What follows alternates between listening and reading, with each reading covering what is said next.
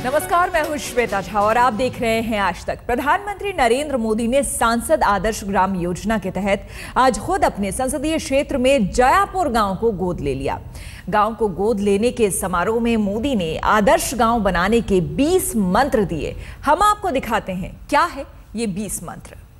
मैं कुछ दिनों से टीवी पे देख रहा हूं, जयापुर चमक रहा है टीवी पर।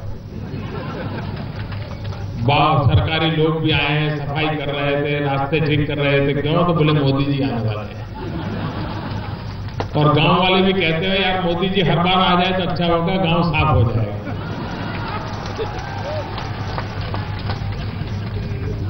क्या ये सोच सही है? क्या हम नहीं तय कर सकते कि चलो भाई इस निमित्त अब गांव साफ हो गया है, अब मेरा जयापुर गांव का एक एक नागरिक तय करे, हम हमारे गांव को गंदा नहीं होने देंगे। आप मुझे बताइए, मैं जयापुर के लोगों को पूछूं कि हमारे इस गांव में सबसे पुराना, सबसे बड़ी उम्र का वृक्ष कौन सा है? कौन सा पेड़ है? कौन सा पेड़ है जो सबसे पुराना है, सबसे बूढ़ा है? कभी सोचा है गांव वालों ने? नहीं सोचा होगा। क्या कभी स्कूल के मास्टर जी को लगा कि चलो भाई हम स्कूल के सभी बच्चों को लेकर के उस पेड़ के पास ले जाए और उनको कहें कि देखिए ये पेड़ 150 साल पुराना है, 200 साल पुराना है, और उसको कहें कि तुम्हारे दादा के दादा थे ना, वो भी इस पेड़ पर खेलते थे। हमारे गांव में 100 साल से ऊपर के लोग कितने हैं? 75 साल से ऊपर के कितने लोग हैं? वयोवृद्ध लोग कितने हैं? क्या कभी हमारे गांव के बालकों को इन वृद्ध परिवारों के साथ बिठा करके उनके साथ कोई संवाद का कार्यक्रम किया क्या? कि आप छोटे थे तब क्या करते थे? तब स्कूल था क्या? टीचर आता था क्या? आप खाना पाना कैसे होता था? उस समय ठंड कैसे रहती थी, गर्मी कैसे? कभी किया क्या? ये जो सहज रूप से एक गांव का अपनापन का माहौल होता है, वो धीरे धीरे धीरे सिकुड़ता चला जा रहा है। क्या हम मिलकर के इस माहौल को बदलने की शुरुआत कर सकते हैं क्या? आपके परिवार में बेटी का जब जन्म हो, उसको एक उत्सव के रूप में मनाना चाहिए। मनाते हैं क्या? कुछ परिवारों में तो बेटी पैदा हुई तो झगड़ा हो जाता है, उस बहू की बेचारी की मुसीबत आ जाती है। क्या हमारा जयापुर गांव बेटी का जन्म होगा तो उत्सव मनाएगा कि नहीं मनाएगा? हमारे गांव में लक्ष्मी जी का पदार्पण हो, बेटी लक्ष्मी का स्वरूप है, हम गर्व करेंगे कि नहीं करेंगे? गांव के लोग, जितने लड़के पैदा होते हैं लड़कियां उससे कम पैदा हो रही हैं। और कारण क्या है कि मां के गर्भ में ही बेटी को मार दिया जाता है। अगर मां के गर्भ में ही बेटी को मार देंगे तो संसार चक्र कैसे चलेगा? अगर एक गांव में 1000 बच्चे पैदा होते हैं बालक, और 800 बालिकाएं पैदा होती हैं, तो 200 बालक कमारे रह जाएंगे। क्या हाल होगा गांव का? समाज का क्या हाल होगा? क्या ये काम सरकार करेगी क्या? क्या एक समाज के नाते हमारी बहन बेटियों की इज्जत, उनका गौरव एक समाज में माताओं बनना चाहिए कि नहीं बनना चाहिए? अगर आपके घर में बेटी पैदा होती है, उस खुशी में आप आपके खेत के एक कोने में किनारे पर 5 पेड़ बो दीजिए उस दिन। बेटी बड़ी होगी, वो पेड़ भी बड़े होंगे। बेटी जब 20 साल की होगी, पेड़ भी 20 साल का हो जाएगा। और बेटी की शादी करवानी होगी तो 5 पेड़ को बेच दोगे, बेटी की शादी अपने आप हो जाएगी। अभी हमारे प्रधान दुर्गा देवी जी भाषण कर रहे थे। मैंने उनसे पूछा कि आपकी पढ़ाई कितनी हुई है? तो उन्होंने कहा 8वीं तक मैं पढ़ी। आप देखिए 8वीं तक पढ़ी होने के कारण उनका कॉन्फिडेंस लेवल कितना ऊंचा था। गर्व हो, दुर्गा देवी जी को सुनकर के लगा कि बहुत कितना बढ़िया तरीके से उन्होंने अपनी बात को प्रकट किया। क्या हम नहीं चाहते कि हमारे हर घर की बेटी पढ़े? अगर गांव की प्रधान दुर्गा देवी जी भी पढ़ी लिखी हैं तो हमारे गांव की हर बेटी पढ़नी चाहिए, नहीं पढ़नी चाहिए। हम अपना तो जन्मदिन मनाते हैं, कभी ये मेरा गांव जहां मैं पैदा हुआ, मैं बड़ा हुआ हूं, हम मिलकर के गांव का जन्मदिन मनाए। और उस दिन इस गांव से पढ़ लिख करके जो बाहर गए हैं, रोजी रोटी कमाने बाहर गए हैं, उन सबको भी रहना चाहिए कि वे अपने गांव का जन्मदिन है, उस दिन तो गांव जाना ही पड़ेगा। सारे गांव से जो बाहर गए हैं उन सबको उस दिन आना ही पड़ेगा। और उस दिन हमारे जो 75, 80, 90 साल की उम्र के जो गांव के एकदम वृद्ध लोग हैं, उनका सम्मान किया जाए। आप मुझे बताइए, जब गांव अपना जन्मदिन मनाएगा तो गांव में सफाई गांव के लोग करेंगे कि नहीं करेंगे? गांव में बदलाव आएगा कि नहीं आएगा? हम लोगों ने मिल करके समाज में व्यवस्था खड़ी करनी है।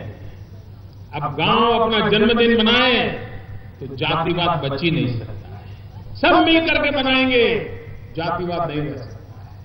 और जातिवाद का जहर गया तो गांव की ताकत इतनी बढ़ जाएगी जिसकी आप कल्पना नहीं कर सकते। अगर हम तय करें कि हमारे गांव में एक भी बच्चा ऐसा नहीं होगा जो खाना खाने से पहले हाथ नहीं धोया होगा। खाना खाने से पहले हमारे गांव का हर बच्चा हाथ धोकर के ही खाना खाएगा। मुझे बताइए, इस काम के लिए सरकार की जरूरत है क्या? हमारा बच्चा हमें कितना प्यारा है। वो बीमार हो जाए तो पूरा घर दुखी हो जाता है, लेकिन कभी एक छोटी बात करने का हम संकल्प कर सकते हैं कि भाई अब जयपुर गांव में कोई बच्चा ऐसा नहीं होगा जो बिना हाथ धोए कोई भी चीज हाथ में लेकर के मुंह में रखेगा। जिस स्कूल में आपका बच्चा पढ़ता है, क्या कभी आप उस स्कूल में गए हो? उस स्कूल को देखा है? मास्टर जी आते हैं कि नहीं आते हैं? सफाई होती है कि नहीं होती है? पीने का पानी साफ है कि गंदा है? वहां शौचालय है कि नहीं है? अगर हम तय करें कि चलो भाई हर मोहल्ले की कमेटी बनाएं, ये कमेटी के 10 लोग रोज स्कूल जाएंगे, दूसरी कमेटी वाले दूसरे दिन जाएंगे, तीसरी कमेटी वाले तीसरे दिन जाएंगे।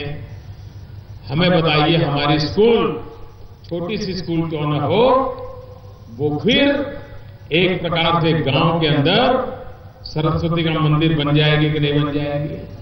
शिक्षा का धाम बन जाएगी कि नहीं बन जाएगी? क्या पोलियो का खुराक खिलाने के लिए भी किसी सरकारी बाबू को आकर के हमें याद दिलाना चाहिए क्या? क्या पूरे गांव के अंदर ऐसे नौजवान नहीं होने चाहिए कि जिनका काम हो कि भाई पोलियो का खुराक हर बच्चे को खिलाया जाएगा? क्या कि कभी भी हमारे गांव के अंदर कभी पोलियो आए नहीं, हमारे गांव में कोई बच्चा अपंग ना हो। ये काम हम कर सकते हैं नहीं कर सकते? पोलियो का खुराक तो सरकार आएगी लेकर के, लेकिन सरकार तक ले जाना बालकों को एक समाज के नाते हम दायित्व उठा सकते हैं कि नहीं उठा सकते? हम तय कर सकते हैं क्या कि हम बरसात का एक बूंद पानी गांव के बाहर नहीं जाने देंगे? कौन कहता है पानी की दिक्कत रहेगी? जी, आपको कभी किल्लत नहीं पड़ेगी, मैं आपको विश्वास दिलाता हूं। लेकिन ये काम हमने सबने मिलकर के करना होगा। अपनी आंखों के सामने संसद देखें कि वो योजनाएं 100% लागू होती है कि नहीं होती है, और देखिए गांव में परिवर्तन आता है कि नहीं आता। उन योजनाओं के लागू करने में कठिनाई आ रही है तो नीतिगत परिवर्तन लाने की जरूरत है। तो वो परिवर्तन क्या लाना है? एक बार एक गांव भी अगर सांसद इस प्रकार से कर देगा ना, अपने आप और गांव को उस दिशा में काम करने के लिए सभी सरकार को, बाबुओं को आदत लग जाएगी। मैंने अभी भारत सरकार के सबसे बड़े जो बाबू हैं, जो देश एक प्रकार से कारोबार चलाते हैं, मैंने कहा कि आने वाले दिनों में आप लोग जहां अपने नौकरी की शुरुआत की थी उस गांव में जाओ और अपने बच्चों के साथ जाओ, परिवार को लेकर के जाओ, उनको दिखाओ। आप जब छोटे थे, नए नए आए थे, शादी नहीं हुई थी, नौकरी की शुरुआत थी, कहां रहते थे, किस दफ्तर में बैठते थे, कैसी गाड़ी में घूमते थे, उस समय कौन पहचान वाले लोग थे, जरा परिचय कराओ अपने परिवारजनों से। ये गांव आप जैसा छोड़ के गए थे उसमें कुछ बदलाव आया है कि 30-40 साल के बाद? आप तो यहां से यहां पहुंच गए, लेकिन गांव वहां का वहां रह गया। गांव में स्पर्धा चल पड़ी है, हमारा गांव आदर्श ग्राम बनाए, सांसद हमारा गांव ले। ये गलती इसलिए हो रही है कि लोगों के मन में ये भ्रम है कि कोई सांसद अगर ग्राम ले लेगा तो उसके कारण पैसे आने वाले हैं। इस योजना में पैसे है ही नहीं।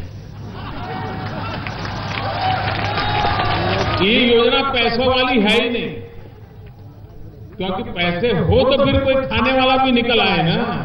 सरकार ये नहीं करती, सरकार वो नहीं करते, बाबू ये नहीं करता, टीचर वो नहीं करता। क्यों नहीं करता? तो समाज और सरकार अलग अलग होने लग गई। सरकार एक जगह पे, समाज दूसरी जगह पे। एक बहुत बड़ी खाई हो गई। देश हमारा है, एक गांव हमारा है, ये मोहल्ला हमारा है। क्या हमें अपना गांव, अपना मोहल्ला सबने मिलकर के अच्छा बनाना चाहिए कि नहीं बनाना चाहिए? जयापुर को मैंने गोद नहीं लिया है। मैं जयापुर को प्रार्थना करने आया हूं कि आप अपने सांसद को गोद लीजिए। ये सांसद आदर्श ग्राम योजना ऐसी है कि हकीकत में कोई सांसद गांव को गोद नहीं ले रहा है, गांव सांसद को गोद ले रहा है। यहां की कई समस्याओं के विषय में जानकारी ली है और मुझे विश्वास है कि शासन में बैठे हुए लोग जो हैं, ज्यादातर यहां तो राज्य सरकार के माध्यम से ही काम होता है, इन बातों को पूरा करेंगे। लेकिन सरकार क्या करे क्या न करे,